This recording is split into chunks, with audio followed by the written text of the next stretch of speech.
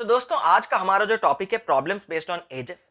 इस टॉपिक के चाहे आपको इजी हो, मॉडरेट हो या फिर डिफिकल्ट लेवल के सवाल करने के लिए एग्जाम में दिया जाए तो डेफिनेटली आप उनका आंसर बता सकते हैं। क्यों? क्योंकि आपको इनके पीछे का छोटा सा कॉन्सेप्ट पता है, साथ ही साथ आपको ट्रेडिशनल अप्रोच पता है, एक्स वाई जेड लेके कैसे करना है, तो आप डेफिनेटली आंसर बता सकते हैं। लेकिन इस सेशन में हम फोकस करेंगे कि ट्रेडिशनल के अलावा क्या कुछ ऐसे कॉन्सेप्ट्स हैं जिनको लगा के हम इन क्वेश्चंस को बहुत ही कम टाइम में, बहुत ही कम कैलकुलेशन के साथ और लगभग कई बार ओरली भी आंसर निकाल सकते हैं। तो definitely the answer will be yes, we can use the concept of ratio to solve these kind of questions which are frequently asked in examination. तो इन रेशियो का कॉन्सेप्ट में हम ऐसा सीखेंगे गहराई से, ताकि लास्ट में जब सबसे लास्ट में आपके सामने एक बड़ा सा पजल रख दूंगा मैं एज बेस्ड के ऊपर, उस पजल को भी आप बिना कॉम्प्लिकेटेड के जो आप एक्स वाई जेड लेके करते थे एग्जाम में भयंकर, वो सबसे आपको कुछ गुजरना नहीं होगा। सामने रखेंगे डेटा, सामने ही सामने सारे के सारे आंसर्स आ जाएंगे। तो पूरा एंड तक जुड़े रहे, हर एक क्वेश्चन इंपॉर्टेंट है। क्यों? क्योंकि हम इस सीरीज में सिर्फ और सिर्फ इंपॉर्टेंट क्वेश्चंस लाते हैं, जिससे हम कम क्वेश्चन में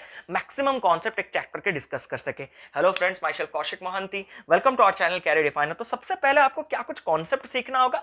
अगर आपको कोई भी बोल दे कि the ratio between the ages of A and B is 5:9, तो अभी मुझे बताइए, कभी कभार ऐसा भी तो देता है आफ्टर 10 ईयर्स। तो ये आफ्टर 10 ईयर्स का मतलब क्या होता है? आफ्टर 10 ईयर्स का मतलब होता है कि 10 साल बाद उनके एज के बीच में रेशियो इतना होगा। कब से 10 साल के बाद? आज से 10 साल के बाद। हमेशा याद रखिएगा, जो भी कंडीशन ईयर्स में दिया गया होगा, after 10 years, before 9 years, after 20 years, वो प्रेजेंट कंडीशन से ही होगा। मतलब अगर मैं आपको बोलता बिफोर 10 ईयर्स, तो बिफोर 10 ईयर्स भी कब से बिफोर? आज से बिफोर, प्रेजेंट। सर कई कबार तो ऐसे भी नहीं देता कि आफ्टर बिफोर, सिर्फ इतना लिख देता है कि the ratio between the ages of A and B is 5:9। अगर कुछ मेंशन नहीं किया गया होगा, अगर नथिंग मेंशन्ड, कुछ अगर मेंशन नहीं किया गया होगा, तो मैंडेटोरली कौन सा कंडीशन है? प्रेजेंट कंडीशन ही है। मतलब अगर मैं आपसे कह दूं कि the ratio between the ages of A and B is 5:9, मतलब आज के डेट में उनके रेशियो है 5:9। अब इतना जानने के बाद जो तीसरा इंपॉर्टेंट चीज आपको जानना है वो ये है कि a to b is equal to 5:9। इसका मतलब हमने रेशियो में क्या सीखा है कि अगर a 5x होगा तो b कितना होगा? 9x। सर ये कैसे आया? a to b 5:9 का मतलब a अगर 5 पार्ट तो b कितने पार्ट होगा? 9 पार्ट होगा। एक पार्ट को अगर हम x ले लेंगे तो a 5 पार्ट का होगा, मतलब कितना होगा? 5x होगा। b 9 पार्ट का होगा, मतलब कितना होगा? 9x होगा, क्योंकि 1 पार्ट हमारा x है। तो ये कॉन्सेप्ट भी आपको ट्रेडिशनली सॉल्व करने के लिए जरूरत होगा, और ऑब्वियसली हम एक क्वेश्चन ट्रेडिशनल में सॉल्व करेंगे, ताकि वो ट्रेडिशनल अप्रोच के भी आपको पता होना चाहिए कि कहीं अगर कुछ छूट रहा है तो ट्रेडिशनल में आप सॉल्व कर सकते हैं सारे के सारे सवाल। तो इतना कॉन्सेप्ट जानने के बाद अब हम चलते हैं अपने पहले सवाल की ओर। पहला सवाल आपके सामने डिस्प्ले किया गया है, आप ऑलरेडी एक्स वाई जेड लगा के शुरू कर दीजिए, आंसर निकाल दीजिए, फिर हम सीखेंगे अपना मेथड रेशियो वाला। तो 10 years ago the ratio of the age of Amit and his father was 1:5. After 6 years the ratio between their ages will be 3:7. Find the present age of his father. यानी कि 10 साल पहले, 10 साल पहले को हम -10 में रिप्रेजेंट करते हैं। 10 साल पहले अमित और उसके फादर के एज के बीच में रेशियो कितना था? 1:5। 6 साल बाद, मतलब प्रेजेंट से ना, 6 साल बाद अमित और उसके फादर के बीच में रेशियो कितना हो जाएगा? 3:5। तो मुझे पूछा है कि फादर का प्रेजेंटेज कितना है। अब देखिए, सबसे बेस्ट ट्रेडिशनल मेथड जो आपको बताते हैं, जो कि हर जगह लगेगा, एक ही ट्रेडिशनल, वो ऐसा है कि अमित का एज यहाँ पे 1:5 दिया है ना, तो ए को ले लीजिए x, मतलब अमित को ले लीजिए x, और फादर ऑटोमेटिकली बन जाएगा 5x। ही तो हमने सिखाया था। लेकिन ये कब है? 10 साल पहले। तो 10 साल पहले अगर इतना है, तो प्रेजेंट को आने के लिए अगर आपको आज 60 ईयर्स है, तो 10 साल पहले आपको कितना था? 50, और 10 साल बाद आपको कितना होने वाला? 66। तो ये कंडीशन आपको क्लियर होना चाहिए कि अगर 10 साल पहले आपको अगर 50 साल था, तो आज आपका कितना होना चाहिए? 60 ईयर्स, क्योंकि ये 10 साल में आप 10 ही तो साल बड़े होंगे। तो अगर 10 साल पहले अमित x का था, तो इन 10 साल में प्रेजेंट तक आते आते अमित 10 साल बढ़ गया होगा। ये कॉमन सेंस होना चाहिए, तो x + 10 होगा। अब देखिए, 10 साल पहले फादर थे 5x, मतलब 10 साल पहले। अब प्रेजेंट में ये 10 साल बढ़े होंगे ना, तो प्रेजेंट में फादर कितने होंगे? 5x जो था +10। अब आपको प्रेजेंट नहीं चाहिए, आपको दूसरा कंडीशन कब का दिया गया? 6 साल बाद। आप आपको अगर आज 60 ईयर्स है तो 6 साल बाद आप कितने होंगे? 66। कैसे? 60 प्लस 6, क्योंकि इन्हीं 6 साल में आप 6 साल बड़े होंगे, यही कॉन्सेप्ट है। तो अगर प्रेजेंट में अमित इतना था तो 6 साल बाद अमित कितना हो जाएगा? जो आज के डेट में प्रेजेंट है उसमें और 6 साल जुड़ जाएगा, यानी कि वो कितना हो जाएगा? x plus 16। फादर 6 साल के बाद कितने हो जाएंगे? फादर प्रेजेंट में, ये देखिए प्रेजेंट का कंडीशन, फादर प्रेजेंट में है 5x प्लस 10, तो 6 साल बाद कितने हो जाएंगे? जो प्रेजेंट में है प्लस 6, यानी कि वो कितना हो जाएगा? 5x plus 16। सर ये निकाल क्यों रहे हैं? ये निकाल इसलिए रहे हैं क्योंकि 6 साल बाद अमित और फादर के एज इतने होंगे और उनके बीच में रेशियो 3:5 है। तो सर कैसे सॉल्व करेंगे? देखिए 6 साल बाद अमित और फादर के एज के बीच में रेशियो कितना होगा? x plus 16 divided by father कितने होंगे? 5x plus 16। और ये रेशियो किसके बराबर होगा? 3:5 क्वेश्चन में गिवन है, तो 3/5। लेकिन इसको सॉल्व करने के लिए आपको क्या कुछ से गुजरना होगा ये भी आप लोगों को क्लियरली पता है। 5 इंटू 16, या सॉरी यहाँ पे कुछ गलत हो गया है, 3:5 नहीं होगा, 3:7 था ना, ठीक है 3:7, कुछ नहीं है, हमें तो सॉल्व ही नहीं किया अब तक, तो 3:7। तो इसको अगर आप सॉल्व करेंगे तो 16 इंटू 7 से गुजरना होगा, 16 इंटू 3 से गुजरना होगा, क्या कुछ मल्टीप्लीकेशन करना होगा। यही तो हमने कहा कि हम एक ऐसा अप्रोच लगाएंगे जिससे हमारे आंसर्स काफी कम टाइम में आएंगे। तो यहां से आपको x मिल सकता है और x मिलने के बाद आपको क्या करना है? फादर का प्रेजेंटेज निकालना है। तो फादर का ये रहा 0 मतलब प्रेजेंटेज, मतलब 5x प्लस 10, यहां पे डालने से आपको फादर का प्रेजेंटेज मिल जाएगा। अब चलते हैं रेशियो वाले अप्रोच से, कितना कुछ नहीं लिखना होगा, डायरेक्ट टू डायरेक्ट आंसर्स आएंगे। कैसे? इमीडिएटली देखिए, आपको सीधा कुछ नहीं लिखना है, रफ शीट निकालना है, सिर्फ इतना लिखना है, अमित फादर 10 साल पहले, तो 10 साल पहले उनके एज के बीच में रेशियो 1:5, 6 साल बाद उनके एज के बीच में रेशियो 3:7। अब आपको सिर्फ इतना मुझे बताना है कि अमित आज जो भी उसके प्रेजेंट एज हो, मुझे उससे कोई मतलब नहीं, 10 साल पहले उसका जो भी एज था, 6 साल बाद उसका जो भी एज होगा, उन दोनों के बीच में गैप कितने साल का है? सर कितने साल का है? 16 साल का है। सर ये 16 ईयर्स का गैप कैसे आया? अब देखिए, आपको मान लीजिए आज 20 ईयर्स है, तो 10 साल पहले आपको कितना हुआ होगा? 10 साल हुआ होगा, और 6 साल बाद आपको कितना होगा? 26। तो ये गैप कितने का होगा? 16 ईयर्स का होगा।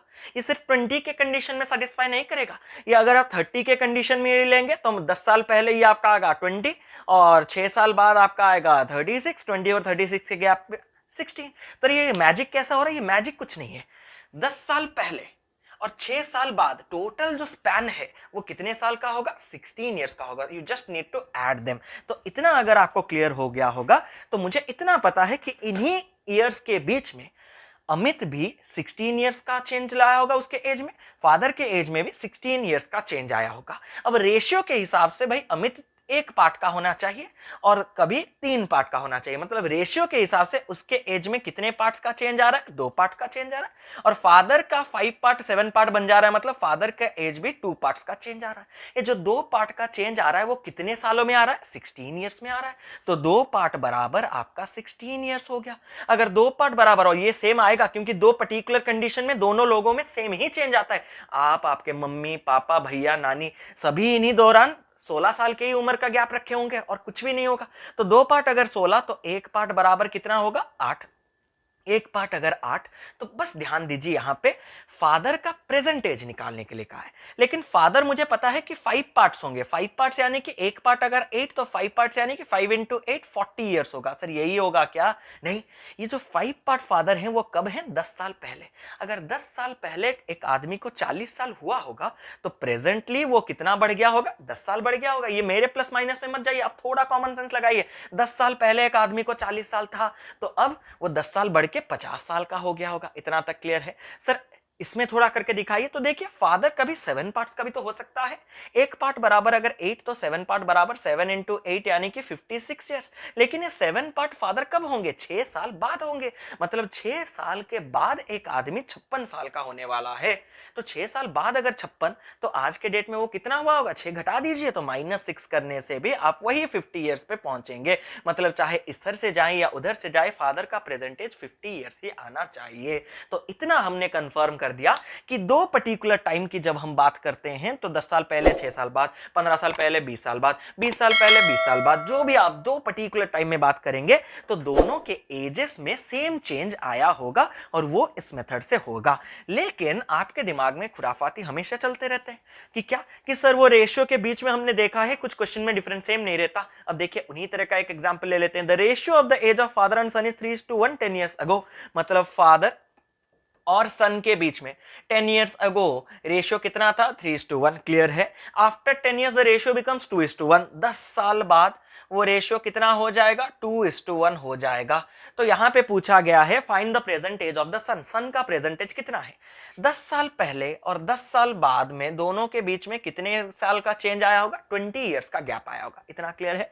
3 और 2 कितना पार्ट का गैप आया? 1 पार्ट। 1 और 1 कितने पार्ट? सर फंस गए ना आप भी। ये तो इक्वल होना चाहिए क्योंकि दोनों पर्टिकुलर टाइम में सेम बढ़ते हैं। अब देखिए एग्जामिनर अगर हमें ऐसा नहीं दिया तो हमें उसको सेम करने के लिए 1-2 सेकंड लगेगा हार्डली।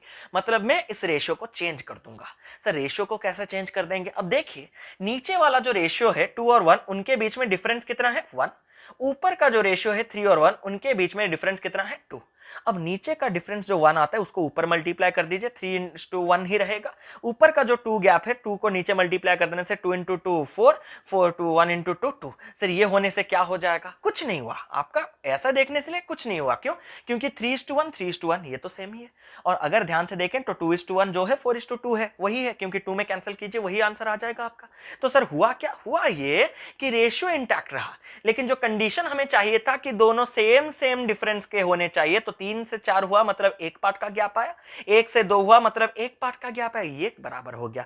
मतलब ये नया रेशियो आने के बाद बस इतना ख्याल रखिएगा क्योंकि हम मैक्सिमम क्वेश्चंस नहीं करवा रहे, मतलब रिपीटेड क्वेश्चन नहीं करवाएंगे, सब अलग करवाएंगे। तो इस कॉन्सेप्ट पे फोकस कीजिएगा कि once you change the old ratio into the new one which satisfies the condition, forget the old one. Old one का और कोई रूल नहीं है। अब आपको क्या करना है, ये जो 1 पार्ट का चेंज आ रहा है वो कितने ईयर्स के लिए आ रहा है? 20 ईयर्स के लिए आ रहा है। तो 1 पार्ट बराबर 20 ईयर्स। क्लियर है। 1 पार्ट अगर 20 तो मुझे क्या पूछा है? सन का प्रेजेंटेज। तो देखिए सन 1 पार्ट होता है। कब होता है 1 पार्ट? वो 10 साल पहले होता है 1 पार्ट। तो 1 पार्ट 20 मतलब 1 पार्ट ये जो 20 ईयर्स हुआ होगा वो 10 साल पहले हुआ होगा। अगर 10 साल पहले कोई 20 साल का होगा तो अभी वो कितने साल का हुआ होगा? 30 ईयर्स का हुआ होगा। अगर दूसरे कंडीशन में जाएं तो 1 पार्ट अगर 20 तो सन कभी 2 पार्ट का भी हो रहा था। अगर इसमें लेते तो देखिए वही 1 पार्ट आता, इसीलिए हमने कहा इसको मत रेफर कीजिएगा। तो अगर 1 पार्ट 20 तो 2 पार्ट कितना आएगा? 2 × 20 40 ईयर्स। ये जो 40 ईयर्स होगा सन 2 पार्ट का वो कब होगा? आज से 10 साल बाद। 10 साल बाद अगर कोई 40 साल का होगा तो अभी उसको कितना हुआ होगा? -10 कर दीजिए, वही 30 ईयर्स। चाहे इधर से जाइए, समझा रहे हैं इसलिए 2-3 एग्जांपल ले रहे हैं, इधर का, नहीं तो आप खुद व खुद समझदार को इशारा काफी जो भी ले सकते हैं। ठीक है। तो इसी तरह से आप देखिए अब समझा रहे थे इतना टाइम लग रहा था, अब एक बार खुद प्रैक्टिस कीजिएगा ना इस लॉजिक को, क्वेश्चंस कीजिए, आपको इतना मजा आएगा आप दोबारा आके कमेंट करेंगे सर बहुत ही जल्दी बन रहा है। ठीक है। तो चलिए अभी देखते हैं कुछ ऐसा क्वेश्चन। ये हमको क्या पता था कि दोनों के एक ही पर्टिकुलर टाइम 10 साल पहले 10 साल बाद, 20 साल पहले 20 साल बाद, 5 साल पहले 8 साल बाद, 9 साल पहले 7 साल बाद, ऐसा करके बराबर के दे रहा था। अगर अलग अलग दे दें तो इसका एक ऐसा मास्टर ट्रिक आपको बताऊंगा कि सारे के सारे इसके पहले भी जो हमने सॉल्व किया था उनको भी आप बिना मतलब कुछ मेहनत किए बिना भी, कैलकुलेट किए बिना भी लगा सकते हैं। कैसे? सवाल आपके सामने डिस्प्ले हो रहा है, इसको आप करते कैसे भाई? The ratio between age of A and B is 6:7। मतलब ए और बी के एज के बीच में रेशियो कुछ नहीं दिया गया, मतलब वो प्रेजेंट कंडीशन है 6:7। क्लियर है। वो दे रहा है कि if the ratio between ages of A after 8 years, मतलब ए का 8 साल बाद वाला age and B's age before 9 years, B का एज 9 साल पहले, उनके बीच में रेशियो था 5:4। तो यहां पे कंडीशन हमें पूछा कि find the present age of A. Sir ये तो और नहीं बनेगा। अगर इसको ट्रेडिशनली करते तो कैसे करते? तो ए को हम ले लेते 6x, बी को हम ले लेते 7x। ट्रेडिशनल में पहले देख लीजिए। फिर आपका क्या आता? ए का 8 साल बाद कितना होगा? 6x + 8। बी का 9 साल पहले कितना हुआ होगा? ये बी है 7x - 9। अब 8 साल बाद और 9 साल पहले उनका जो एज था उनके बीच में रेशियो ए बाई बी होता ना, कितना था 5:4। यहाँ पे आपको फिर से गुजरना होता, फिर एक्स आपको निकालना होता, एक्स निकालने के बाद ए का प्रेजेंटेज यानी कि आपको 6x से गुजरना होता। लेकिन सर आपने कहा था बिना कैलकुलेशन के करेंगे, कैसे? अब यहाँ पे भाई कंपटीटिव एग्जाम दे रहे हैं, मतलब 4 ऑप्शंस आपके पास अवेलेबल होंगे। तो अगर मान लीजिए आपके चारों ऑप्शंस हैं, एक है आपका सपोज 80, दूसरा है सपोज आपका 36, तीसरा है आपका सपोज 42, चौथा 4 ही ले लीजिए 50, कुछ भी इतना ही काफी है, ठीक है। तो यहाँ पे ऑप्शंस के थ्रू में मैं 5-10 सेकंड में आंसर निकाल सकता हूँ, गारंटी देके बताता हूँ बिना कुछ की। कैसे? अब इतना आपको ख्याल होना चाहिए कि स्टार्टिंग में आपको ए का ही एज पूछा है ना, तो स्टार्टिंग में ए आपका 6:7 मतलब 6 पार्ट्स का होगा, मतलब वो डेफिनेटली आप 6x लिख रहे हैं, मतलब वो डेफिनेटली 6 का एक मल्टीपल होना चाहिए। मतलब स्टार्टिंग में ए का जो भी एज पूछा है प्रेजेंट में, वो डेफिनेटली 6 का एक मल्टीपल होना चाहिए। क्या 50 और 80 6 के मल्टीपल्स हैं? नहीं, तो उनको डायरेक्टली रफा दफा कर दीजिए। सर अभी तो फंस गए, 36 42 both are multiples of 6, then what now? 36 का अगर हम बात करें तो 36 is no doubt the multiple of 6, but दूसरा कंडीशन क्या दिया है कि ए का एज 8 साल बाद, 8 साल बाद 5:4 मतलब 5 के मल्टीपल, 5 पार्ट्स का होगा ना कभी ना कभी। देखिए ये 5 पार्ट्स का कभी ना कभी तो आएगा ना 8 साल के बाद, तो 5 पार्ट्स मतलब क्या होगा? वो डेफिनेटली 5 का कुछ मल्टीपल होना चाहिए। कब? 8 साल बाद। और 8 साल बाद मतलब 8 ही मिलाना होगा, 8 ही बढ़ा होगा। तो मुझे बताइए अगर प्रेजेंट उसका 36 हुआ होगा तो 36 में अगर मैं 8 जोड़ दूं तो वो कितना आएगा? 44। Is it a multiple of 5? No, तो ये मेरा आंसर नहीं हो सकता। लेकिन अगर मैं 42 की बात करूं, अगर उसका प्रेजेंट एज ए का 42 हुआ होगा तो 8 साल के बाद उसका एज कितना हुआ होगा? 50, और definitely 50 is a multiple of 5, so we can directly say that 42 is going to be a correct answer. And this method is not only applicable in particularly this question, it is applicable to each and every question। बस आपको नजरिया चाहिए wide. अब हमेशा की तरह उसको मत ढूंढिए, पहले कॉन्सेप्ट सीखिए फिर उनको डालिएगा। आप वही बताने मतलब वहीं पे लग जाते हैं, सर ये ऑप्शन में कैसे होगा, ये इसको ऑप्शन में करके दिखाइए। अरे थोड़ा अगर आप कॉन्सेप्ट पे अगर पहले प्रैक्टिस कर दें तो मुझसे आपको ये राय सलाह लेने की जरूरत नहीं, आप खुद ही व खुद ऑप्शन के थ्रू जा सकते हैं। तो चलिए बढ़ते हैं अगले सवाल की ओर, कैसे करेंगे। A is 6 times as old as B। अब चलते हैं कुछ ऐसे सवालों के जहां पे 2 से ज्यादा लोग होंगे और दो पर्टिकुलर टाइम में क्या कुछ हो रहा होगा, और बिना सॉल्व किए, हमारा मोटो वही है बिना सॉल्व किए। A is 6 times as old as B, तो पहले क्या लिख देंगे? देखिए ए है, बी है, 6 times as old as B मतलब ए बी का 6 गुना है। और 6 गुना हम कैसे करते हैं?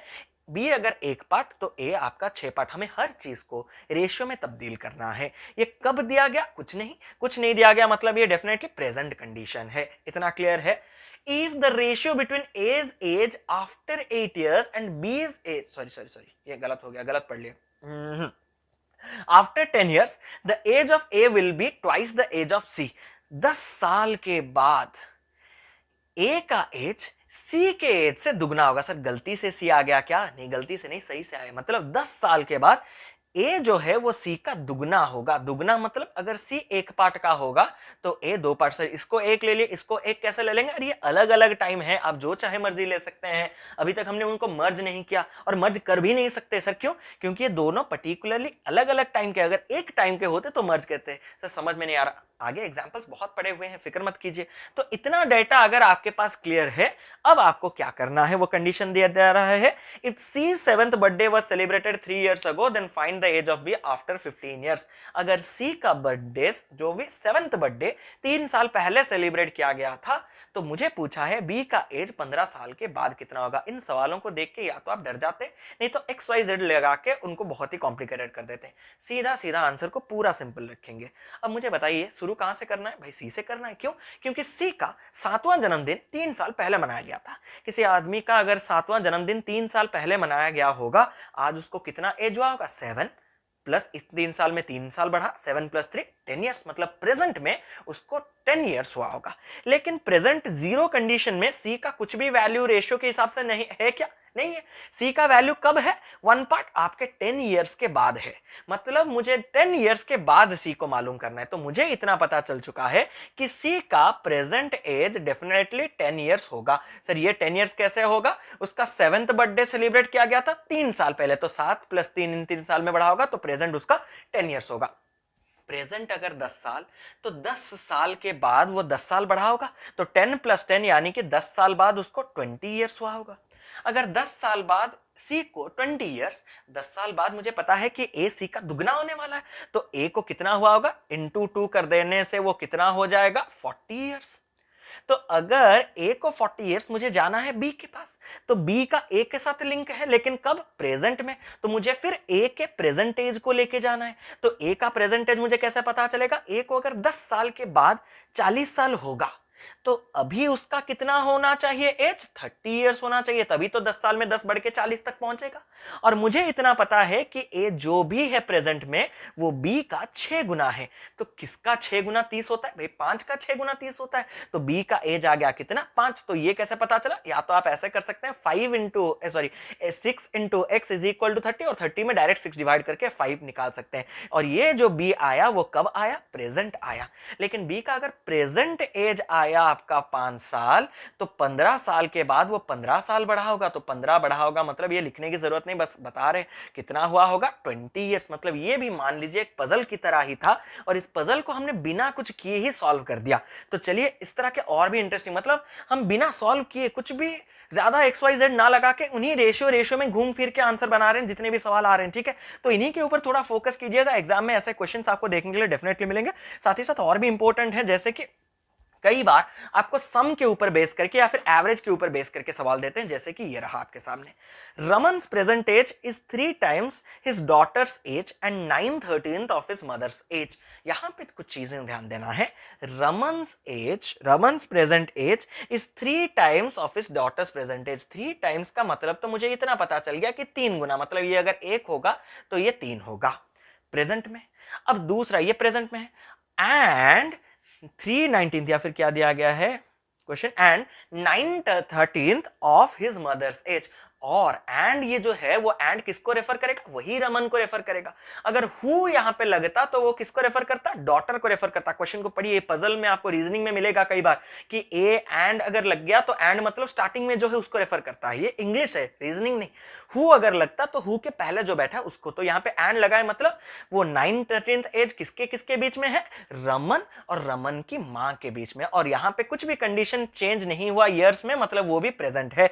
और यहां पे सर 9/13 दे दिया, ये तो हम नहीं कर सकते, इसको हम इधर लिखते हैं 1 सेकंड में, कैसे उनके बीच में रेशियो आएगा। देखिए कि Raman's age is 9/13 of his mother's age, यही होगा ना रिलेशन।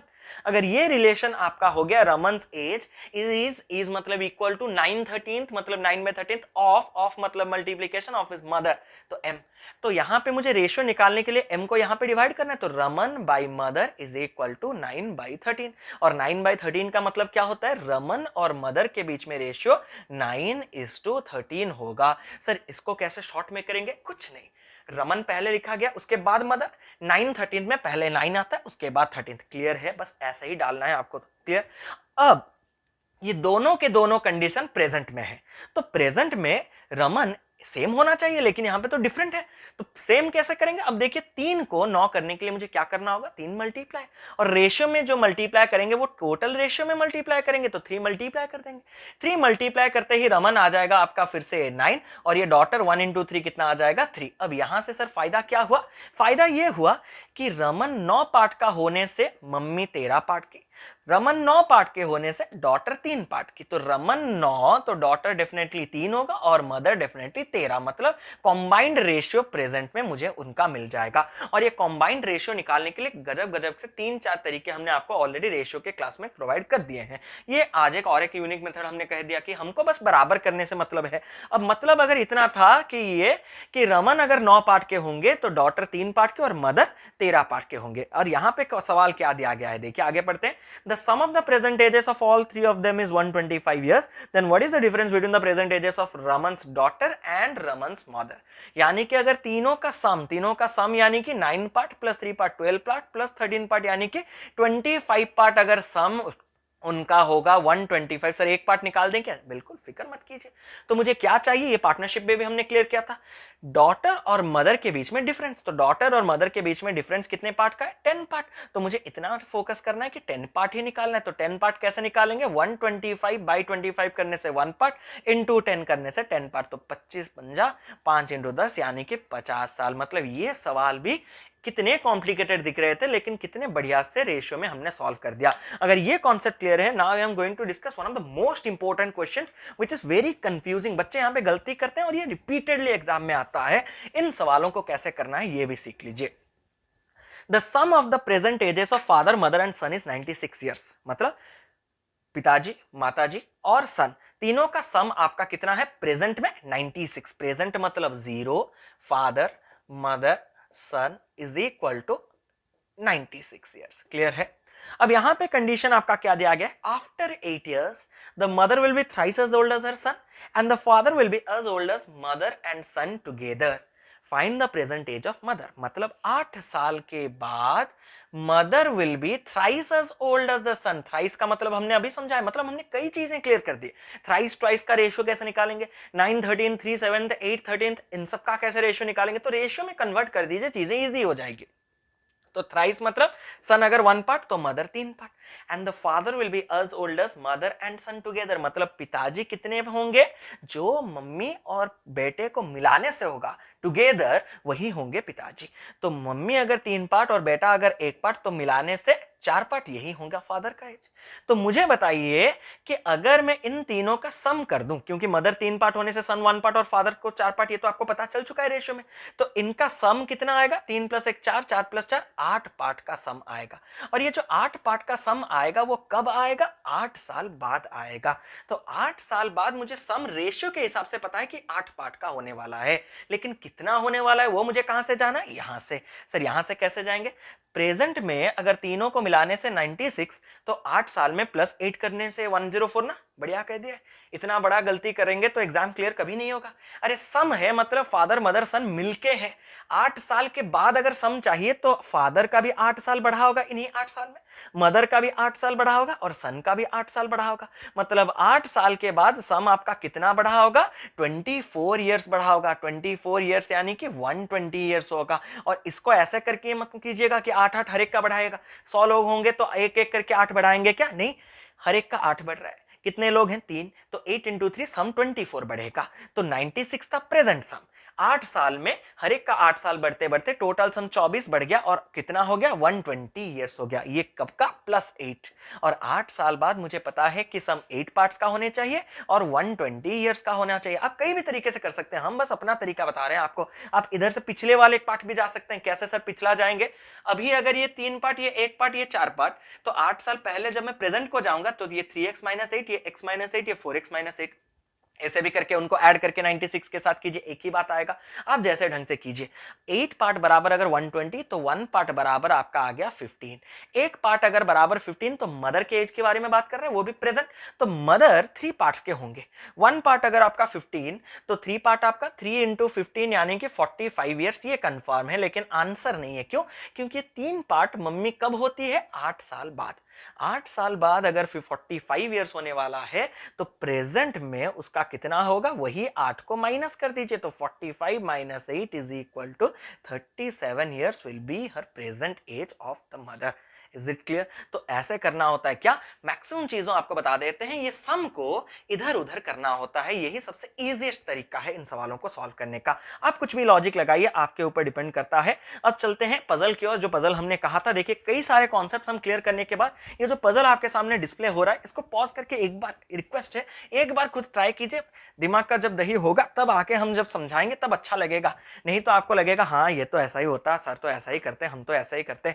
तो देखिए इस सवाल को कैसे सॉल्व किया जाता है, बिना XYZ लिए, कुछ भी लिखे बिना, सिर्फ जो डेटा है उनको लिख दीजिए, आंसर आ जाएगा। कैसे, रवि's brother is 3 years elder to him। तो यहां पे एक रवि है और उसका कुछ ब्रदर है, ठीक है।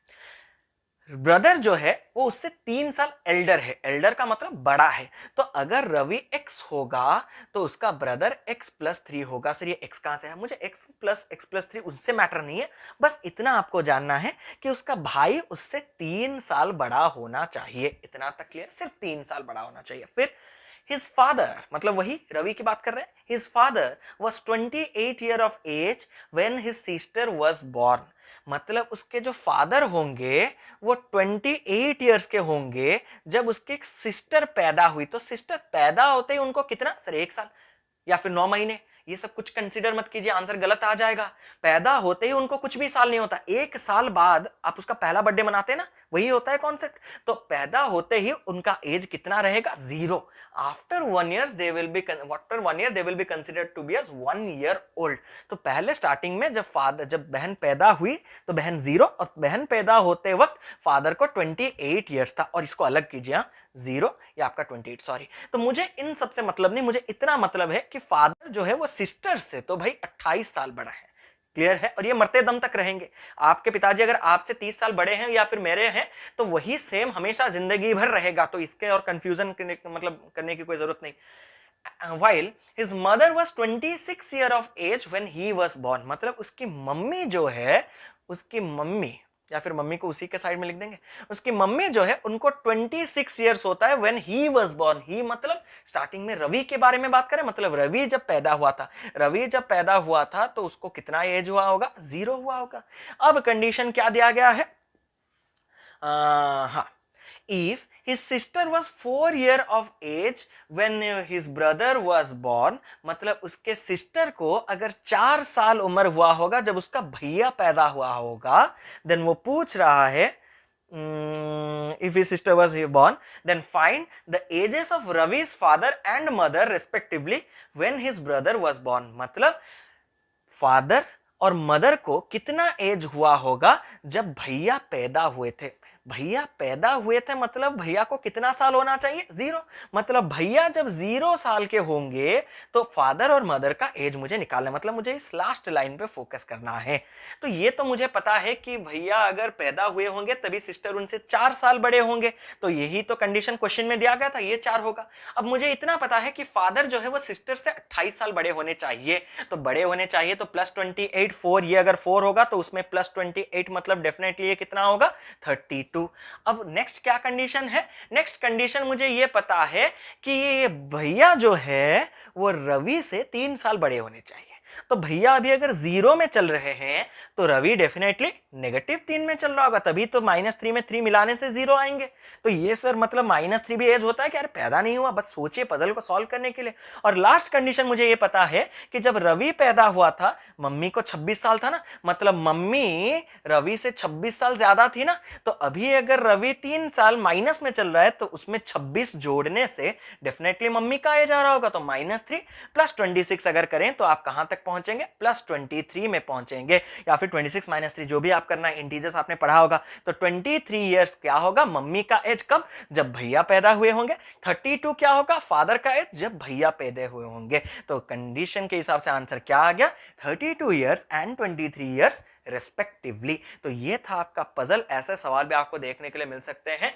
कई सारी चीजों को हमने ऐसे ही लिख के रेशियो के टर्म्स में आपको क्लियर कर दिया। अगर सारी के सारी चीजें क्लियर है तो ये आसान सा सवाल का जवाब बता दीजिए। सर इतना लेवल तक आप बढ़ाए लेकिन सवाल इतना नन्हा मुन्ना दे रहे हैं क्या? सवाल देने के पीछे का लॉजिक ये है कि इस सवाल को आपको ओरली सॉल्व करना है, माइंड ही माइंड में, बिना पेन और पेपर लगाए, तभी जाके हमें पता चलेगा कि नहीं हमने जो सेशन आज का लिया वो इफेक्टिव रहा, जो चीज हम समझाना चाहते थे वो सही जगह जाके फिट होके बैठा। और ये सब हमें तभी पता चलेगा जब आप हमें कमेंट करें। तो इतने मेहनत कर रहे हैं और आपसे बस इतना उम्मीद कर रहे हैं कि कमेंट करके आप हमें इस फीडबैक के कम्युनिकेशन प्रोसेस को कंप्लीट कर दें। तो चलिए उम्मीद करते हैं आज का ये सेशन एजेस के ऊपर आपको अच्छा लगा होगा। अगर अच्छा लगा तो डेफिनेटली इसको लाइक कीजिए, दोस्तों के साथ शेयर कीजिए। अगर इस चैनल पे आप नए हैं तो चैनल को सब्सक्राइब कीजिए, एग्जिस्टिंग सब्सक्राइबर बेल आइकन को दबाइए ताकि आने वाले वीडियोस के नोटिफिकेशन आपको मिलते रहे। साथ ही साथ अगर आपने अभी तक हमारा टेलीग्राम ग्रुप ज्वाइन नहीं किया तो जल्दी से ओपन कर दीजिए टेलीग्राम ऐप, सर्च कर दीजिए कैरियर फाइनेंस, ग्रुप में ज्वाइन हो जाए। बच्चे वहां पे डिस्कस करते हैं, आप इस डिस्कशन में पार्टिसिपेट कर सकते हैं। ऐसा ही हम लेते आएंगे नेक्स्ट अपना एक बढ़िया सा सेशन। जुड़े रहिए हमारे साथ, देखते रहिए कैरियर फाइनेंस। तब तक कीप लविंग, कीप सपोर्टिंग।